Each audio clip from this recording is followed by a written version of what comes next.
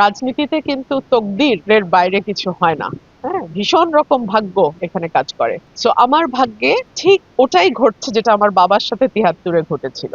আমার দুটো উপজেলা এবং বিজয়নগর উপজেলার দুটো ইউনিয়ন, যেই মানুষ আছে, যে ভোটাররা আছে, তাদের যে স্বতঃস্ফূর্ত সাড়া আমি দেখছি, আমার আল্লাহর দরবারে শুকরিয়া জানানোর কোনো ভাষা নাই। একেকজন মুরব্বী আসেন, ওনাদের চোখে পানি। আম্মা আপনাকে জিততে হবে, আম্মা আমরা আপনাকে জিতায় জবাব দেব। এই যে মানুষের ভালোবাসা, এই ঋণ আমি কি দিয়ে পরিশোধ করব? আমি শুধু আল্লাহর কাছে এইটাই দোয়া করি, ওনারা যেই স্বপ্ন এবং আশা নিয়ে আমাকে ভোট দেবেন, আল্লাহ যেন আমাকে সেই স্বপ্ন পূরণ করার তৌফিক দেন। ভবিষ্যৎ হোক নিরাপদ, বিনিয়োগ হোক বিশ্বস্ত, আর আমার পছন্দ সল্ট বে। ওয়েলকাম টু সল্ট বে। খালেদা জিয়া নাকি আপনাকে বলেছিলেন যে আপনাকে মনোনয়ন দেওয়ার জন্য, এই বিষয়টা আমাকে না, এটা দলের ঊর্ধ্বতন, অতি ঊর্ধ্বতন কিছু মানুষ গিয়েছিলেন ওনার সঙ্গে দেখা করতে, তখন উনি বলেছিলেন এই কথাটা। না, কি বলেছিলেন?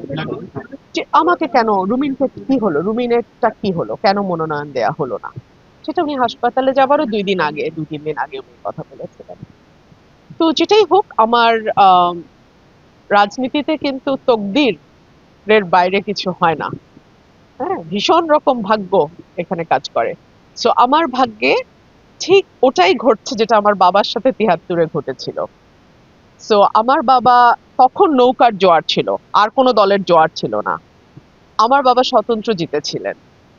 এখন বাংলাদেশে এই মুহূর্তের প্রেক্ষাপটে যেহেতু আওয়ামী লীগ নাই, বিএনপির একটা জোয়ার দেখা যাচ্ছে, সেখানে আমি আবার স্বতন্ত্র দাঁড়াচ্ছি। সো এটাকে আমি ভাগ্যের খেলা ছাড়া আর কি বা বলতে পারি। যদি কোনো বেইনসাফ হয়ে থাকে, যদি কোনো বেইনসাফ হয়ে থাকে, সেই বিচার আমি আমার ভোটারদের হাতে ছেড়ে দিলাম। সেটা মানুষ কি বলে আপনি দেখেন, আমি কেন বলবো? মানুষ কি বলে দেখেন। গেছে আমার বয়স এবং আমার রাজনৈতিক অভিজ্ঞতার চেয়ে অনেক বড়।